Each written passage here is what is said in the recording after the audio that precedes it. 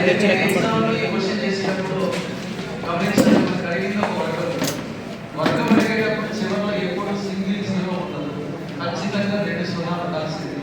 అలాంటప్పుడు single zero కలిగినటువంటి ఆప్షన్లు ఏవైతే ఉన్నాయో, సెకండ్ ఆప్షన్ కావచ్చు, అలాగే ఫోర్త్ ఆప్షన్ కావచ్చు, వ్యక్తి పరిస్థితులుగా ఆన్సర్ తీసేసుకోవాలి.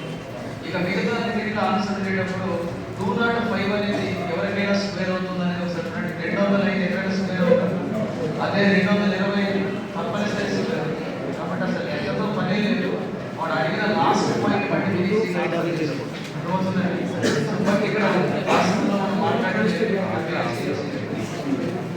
రెండవ ప్రశ్న ఒకసారి చూడండి. సెకండ్ క్వశ్చన్ ఏం ఇచ్చారంటే, ఒక సంఖ్యలో 35% 476 కలిపితే సమాధానం అదే సంఖ్య అవుతుంది. ఇట్లాంటి లెక్క కూడా మన క్లాస్ రూమ్లో విన్నాం. ఒక సంఖ్యలో 32% ఏదైతే దానికి ఎంత కలుపుకుంటున్నాడు?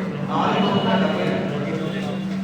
70లో 32% ఉంది అంటే మిస్ అవుతున్నది లేదా లేని శాతం ఎంత అవుతుంది? 60.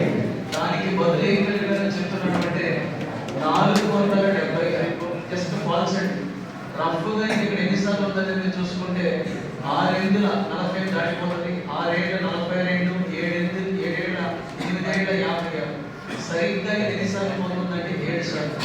అలాంటప్పుడు 100% సంఖ్య అంటే కనుక ఆటోమేటిక్గా 7 into 100 ఏమవుతుంది? సో ఫోర్త్ ఆప్షన్ అనేది ఎప్పుడు కూడా పూర్తిగా కట్ చేయకండి.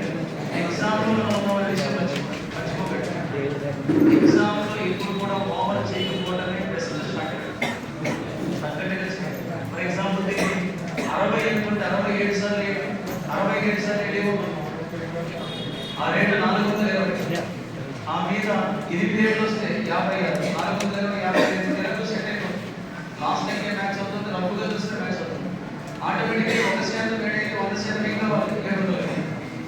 అలాగే నెక్స్ట్ మూడో ప్రశ్న చూడండి. ఇది కూడా మనం చూసినటువంటి రెండు సంఖ్యల మధ్య వ్యత్యాసం వాటి మొత్తంలో 30% ఉంటుంది. రెండు సంఖ్యల మధ్య వ్యత్యాసం అనేది వాటి మొత్తంలో 30% ఉంటుంది. రెండు సంఖ్యలు మొత్తం 100% అనుకుంటే అందులో వ్యత్యాసం ఎంత ఉంటుంది? కట్ చేస్తే 10 ఏమొచ్చింది? పెద్ద సంఖ్య కావాలంటే టోటల్ చేసుకోండి, చిన్న సంఖ్య కావాలంటే డిఫరెన్స్ చేసుకోండి. ఏమవుతుంది? 13 మనకి